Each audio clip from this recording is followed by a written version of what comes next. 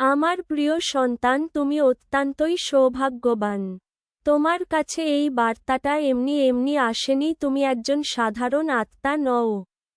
এই বার্তাটা স্বয়ং মহাবিশ্ব নিজেই তোমার কাছে পাঠিয়েছেন।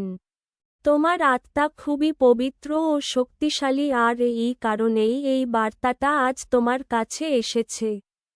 এটা কোনো কাকতালীয় ঘটনা নয়, বরং আপনার ভেতরে লুকিয়ে থাকা শক্তিই এটাকে আকর্ষণ করেছে। মহাবিশ্ব আপনাকে জানাতে চাইছে যে, তোমার মন আলোয় ভরা।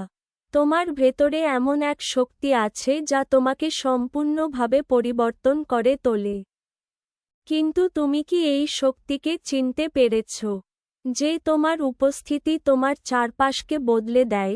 যদি তোমার শক্তিকে তুমি না চিনে থাকো, তাহলে এই ভিডিওটা শুরু থেকে শেষ পর্যন্ত দেখতে থাকো। মহাবিশ্ব আজ তোমাকে এক সত্যের সাথে পরিচয় করাবে যা তোমার কাছ থেকে লুকানো ছিল। আপনার ওরা গঠিত হয় আপনার অনুভূতি, চিন্তা, আপনার কর্ম থেকে। যখন তোমার মন বিশুদ্ধ থাকে, যখন তোমার চিন্তাগুলি ইতিবাচক হয়, এবং যখন তোমার মন কারোর প্রতি ভালোবাসা ও করুণায় পরিপূর্ণ থাকে, তখন তোমার চারপাশের আভামণ্ডলও ততটাই দীপ্তিময় হয়ে ওঠে। আমার প্রিয় সন্তান, এটি একটি শুধু আধ্যাত্মিক ধারণা নয়, বরং এটাই তোমার বাস্তবতা। মহাবিশ্ব তোমাকে বলছে যে, যদি তোমার এই মহাবিশ্বের কাছে কিছু চাওয়ার থাকে, প্রেম, ভালোবাসা, সুখ, সমৃদ্ধি, তাহলে সর্বপ্রথম নিজে আভাকে শুদ্ধ করো।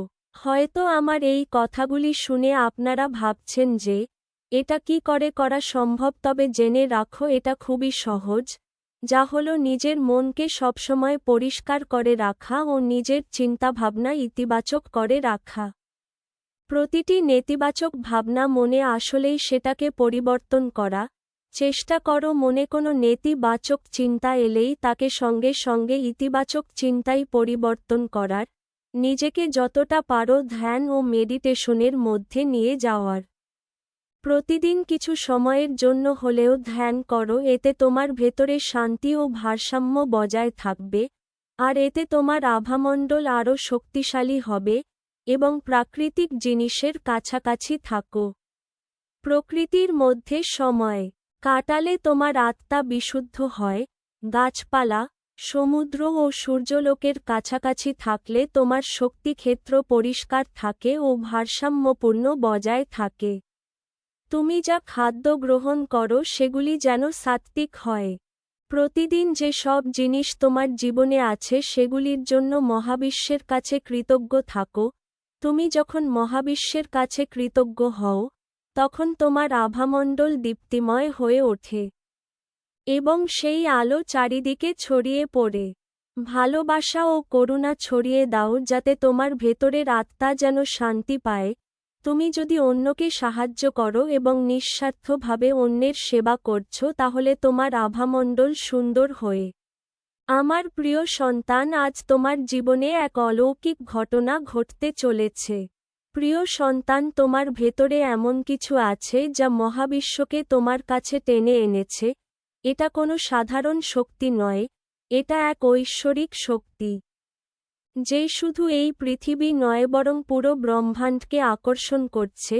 তোমার ভেতরে এমন কিছু আছে যা তুমি নিজেও পুরোপুরি চিনতে পারোনি।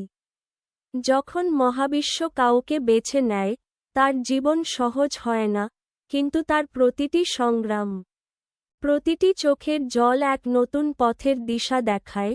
তুমি নিশ্চয়ই এটা অনুভব করেছ, যেন ভিড়ের মধ্যে তুমি অনেক আলাদা। তোমার চিন্তা ভাবনা, তোমার সংবেদনশীলতা, তোমার অনুভব করার ক্ষমতা সাধারণ নয়। এইগুলো সব এই ইঙ্গিত দেয় যে তুমি কোনো সাধারণ মানুষ নও, তুমি বিশেষ একজন। আর এইসবের জন্যই ভগবান তোমাকে সেই সব কিছু দিতে চলেছেন যা তুমি কল্পনাও করনি। এখন তোমার জীবন পুরোপুরিভাবে বদলাতে চলেছে। তোমার জীবনে এমন এক অলৌকিক ঘটনা ঘটবে যা তুমি ভাবতেও পারবে না। তুমি তোমার কাজের দিকে সাফল্য দেখতে পাবে, ভালোবাসার দিক দিয়ে ভালো রেজাল্ট পাবে, তোমার জীবন সুখময় হয়ে উঠবে। আমার এই ভিডিওটা কেমন লাগলো জানাতে ভুলবেন না। আর যদি ভালো লাগে তাহলে লাইক, কমেন্ট ও শেয়ার করতে ভুলবেন না। এবং সাবস্ক্রাইব করবেন। ধন্যবাদ সবাইকে, ভালো থাকবেন, সুস্থ থাকবেন।